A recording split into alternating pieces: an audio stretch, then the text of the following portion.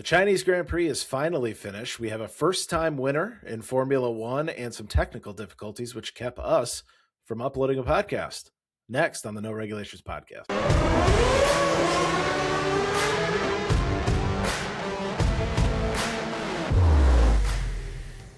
I think a fun race. Again, maybe eating my words a little bit, like we talked about. It is keeping it interesting. The passing and all that. Still don't love the battery. Still don't love some of the issues. Max getting an awful start. Basically getting screwed by a safety car. I want him to be at the front. I think it's more exciting with him at the front. Watching him climb the ranks is fun too.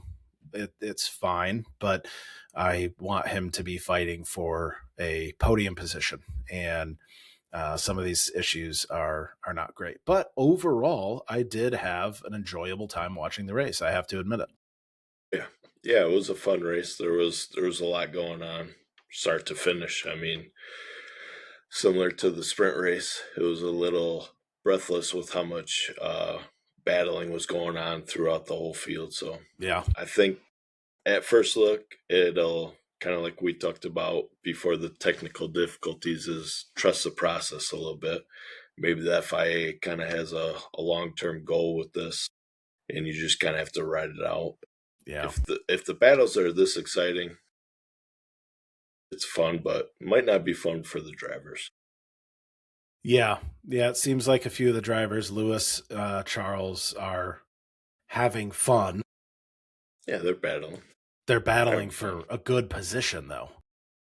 So I think that makes it a little bit more fun, you know? Oh, yeah. So we'll see what happens, but I definitely would not have any fun sitting at the back of the pack or even fighting through the pack when I should have a car that should be leading and I'm the best driver in the world, my words, and I think a lot of other people's words when I'm talking about Max. I know that Formula One's not centered around him, but he's a 4-time world champion. He is the face of Formula One right now. That's who people want to see. And they got to figure out their start issues. Bad luck for him with the safety car too. We did get to see a safety car. The safety car did more laps than all the McLaren cars combined, or I should say both of the McLaren cars combined.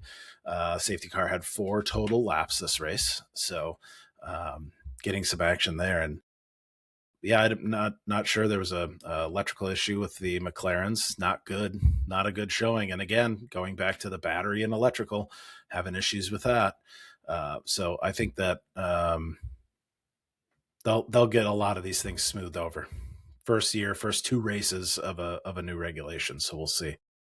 Yeah, and Piastri has the best tire wear out of everybody. 0.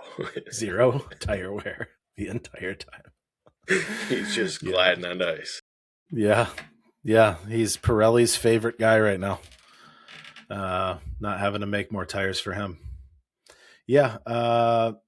New driver, race champion, race winner for Antonelli. Huge, awesome, very cool. Love to see it. Always good when a driver gets their first win, but I have a pretty strong feeling, and I think most people agree with me, that this is not going to be his last.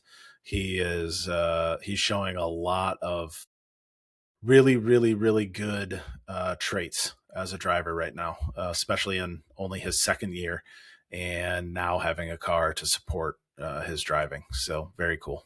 Oh yeah, he's a great kid. He came up the right way, and he's a good guy. So you don't expect him to kind of be up there battling, but when like what he had is a clear track and just go out there and get it, he went out there and did what he needed to do. So I think that he kind of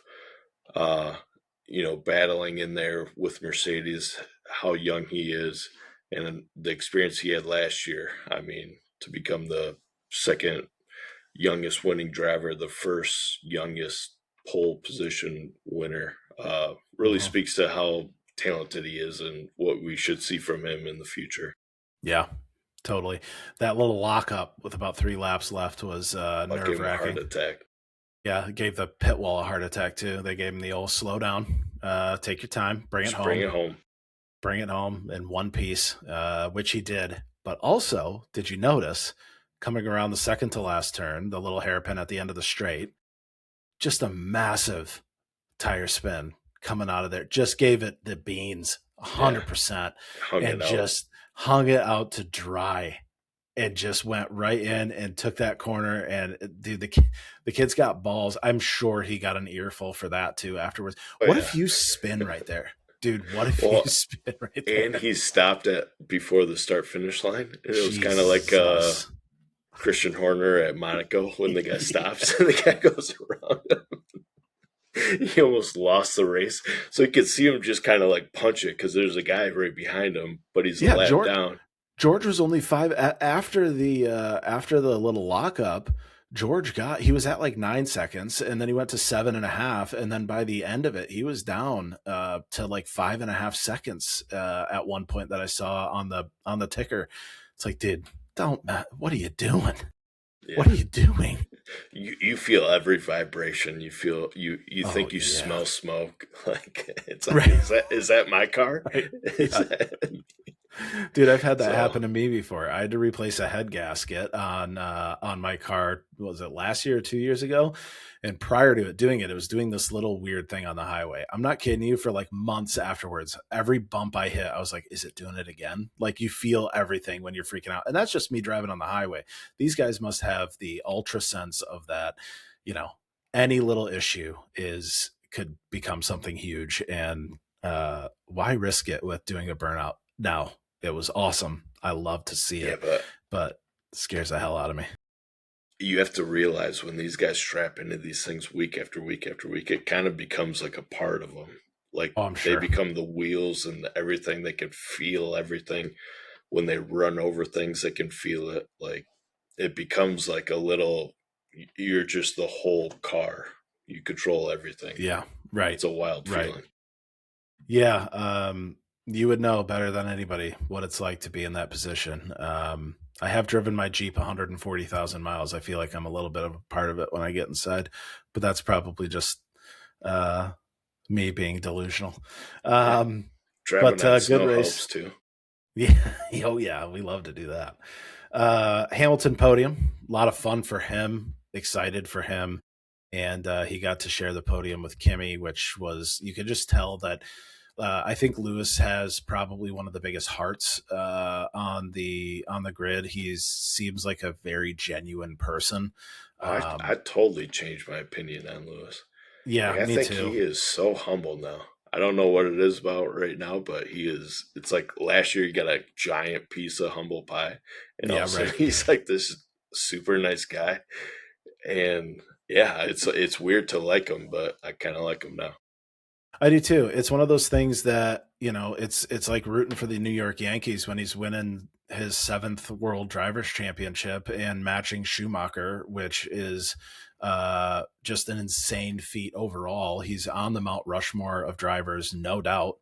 And it's when you finally see that kind of breakdown, and it probably did give him a little piece of humble pie last year to kind of realize that he is human, and also I think he knew this in the past, but how much your team supports you. It's so important in Formula One. Obviously they have a constructors champion for a reason, because the team does so much. So yeah, I don't know if you recall one of our first podcasts. I mentioned like seeing him like he was last year was disappointing. And again, like you said, I don't know why, because I didn't ever root for him prior to him going to Ferrari. I was strictly a Max fan, and now I've kind of adopted this love for a old veteran who's coming in and clearly knows how to drive a car. And yeah, it's fun to see him back up there. Yeah, I didn't like him until like 3 or 4 weeks ago. Up until then, I never liked him one bit.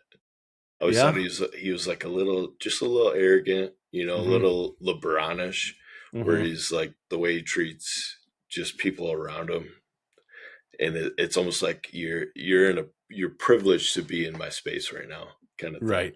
but in a Right. British accent. Yeah.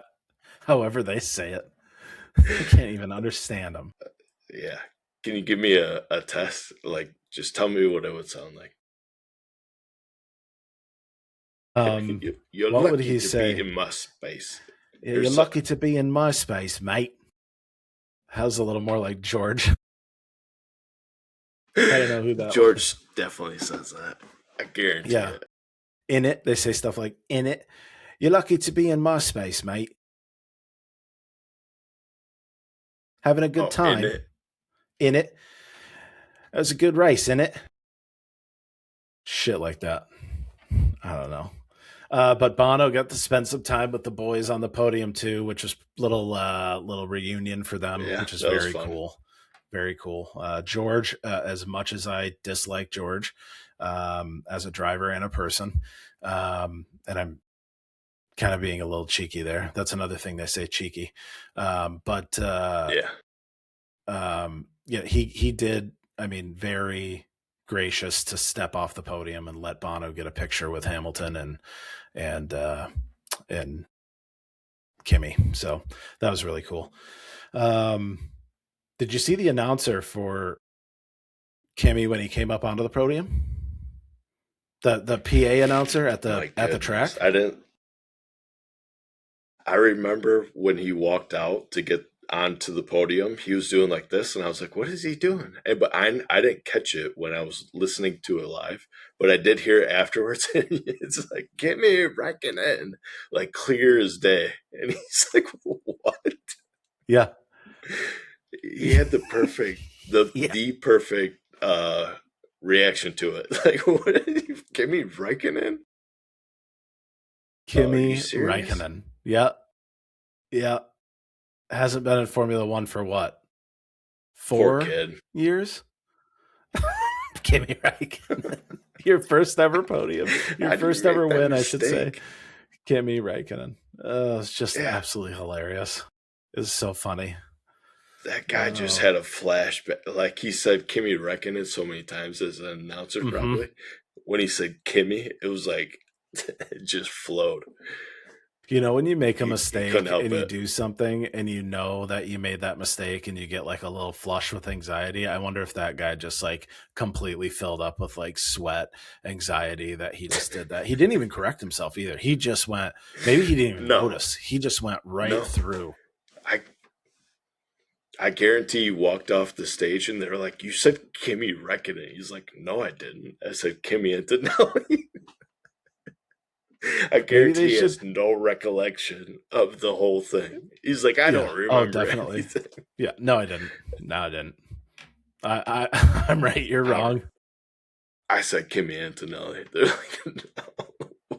We Maybe they have. should do the full name. Andrea Kimi Antonelli. I think that's how you say it. Yeah, That maybe that'll help. I didn't know he had a surname. Yeah, he's got the longer name. Kimmy is his either middle or nickname. Yeah, I didn't know that until like a Yeah, week ago. yeah.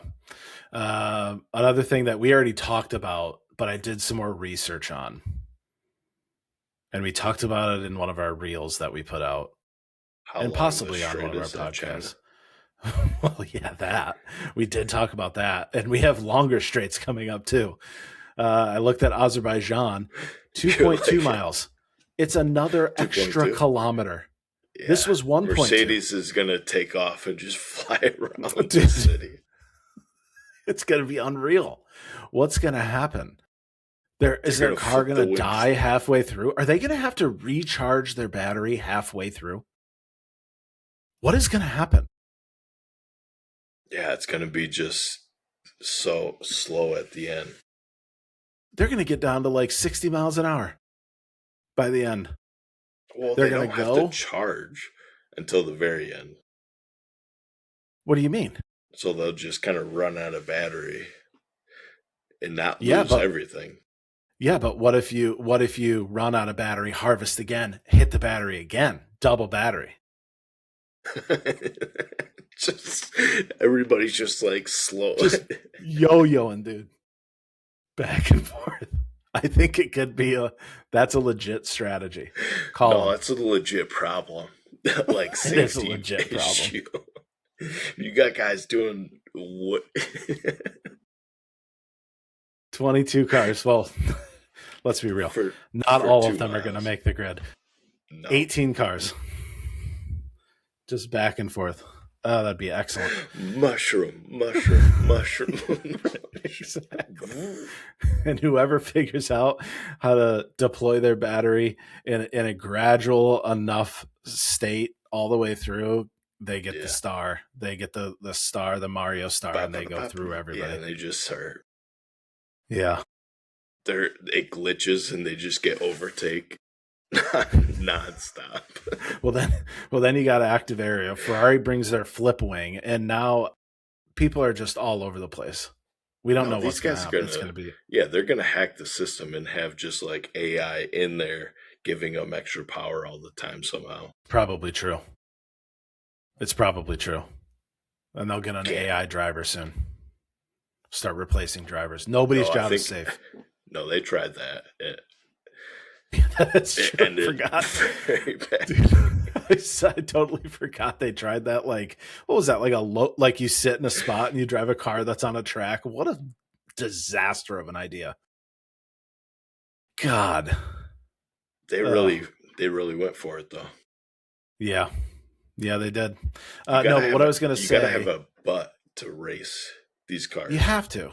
You got to feel it. Robots have no butt. You have to have a nice big butt so you Mhm. can feel everything. If you have a Yes. skinny butt, it's like sucked up. You don't feel nothing. Or no butt at all. Or no butt at all. You look like a frog standing up. Mm-hmm. Nothing there. You Nothing gotta have there. Also, you gotta have some cushion. robots are basically just bones, right? Because they don't need any skin or muscle. They're just No. bones. They can't feel anything. Definitely can't feel love. They can sense it, but that's not fast enough. You gotta feel it. No, you got to feel love. You got to feel love. Look at Lewis. He's loving everybody right now, and he's getting It's close. Is Lewis going to win a race this year? I think. I so. think yes. He's got to. I think yes. He has to. Yep, I agree. No, but what I was going to say is that we touched on it one time, and we talked about it in one of our reels. But George has a watch on his glove, on the outside of his glove. It is painted onto his glove. So I did some research. It is IWC, who is one of his sponsors. Mm-hmm. I looked at one of their expensive watches, and they're $850,000. So Yeah. probably won't get one of those. But I thought about it. There's a few things in the way of me getting one, so I probably won't. Mostly money, but He had me there for a second. I was like, but they're pretty cool and they are nice.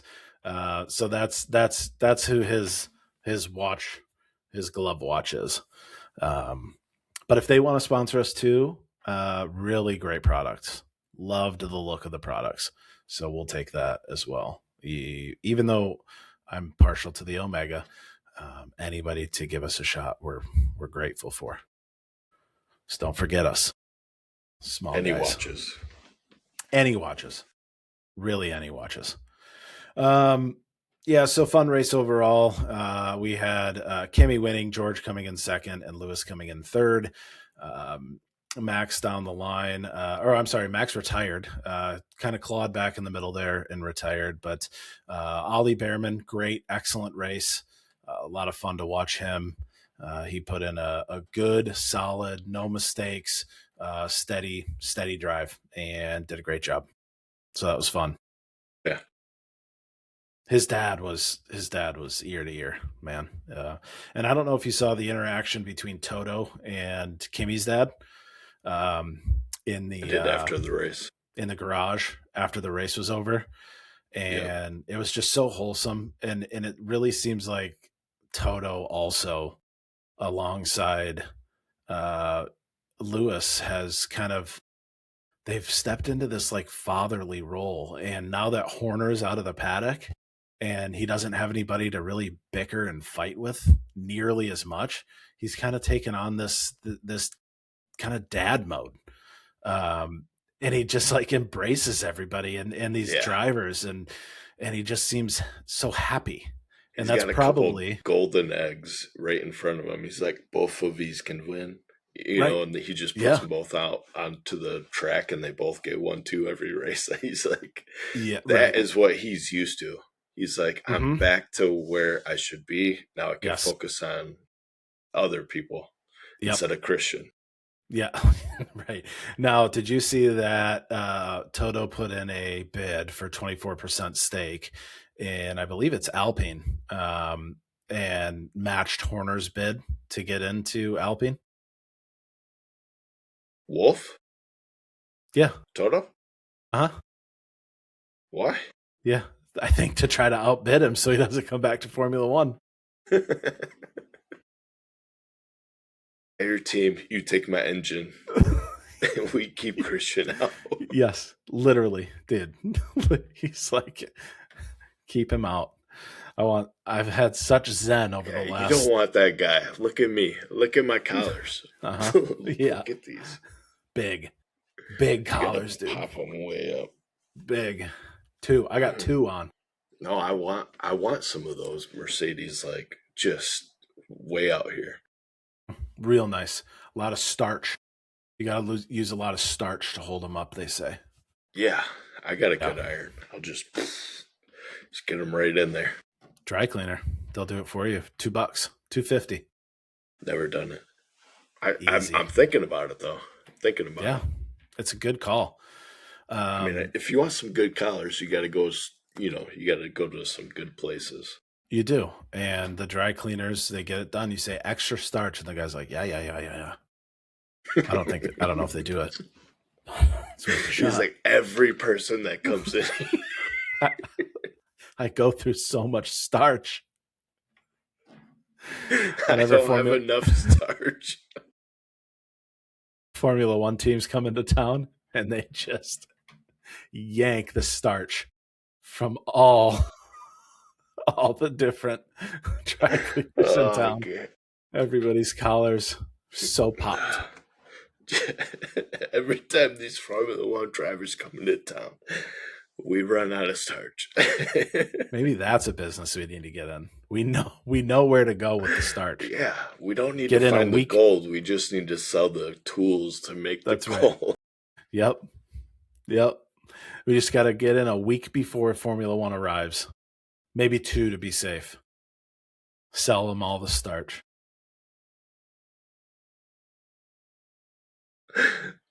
I promise you, anybody listening, this is a Formula One podcast. No, we're not a dry cleaning. Mercedes has to have a line item in their balance sheet that says starch. 1,000,000%. It's got to be a lot. Dry cleaning and starch. Yeah, $250,000. Everybody drops off their clothes every night onto a little hook. When they go over the cost cap, they're going to come back, and instead of catering, it's going to be dry cleaning and starch. That's what put us over. Oh, excellent. Well, anything else you want to mention about the race? Oh, I'm good to go. Excellent. On to Japan, one of our favorite tracks, and very much looking forward to it. I'm looking forward to another weekend. I was totally duped. I thought it was this weekend. I didn't look at the dates. I thought we had a triple header starting the season, but I was off.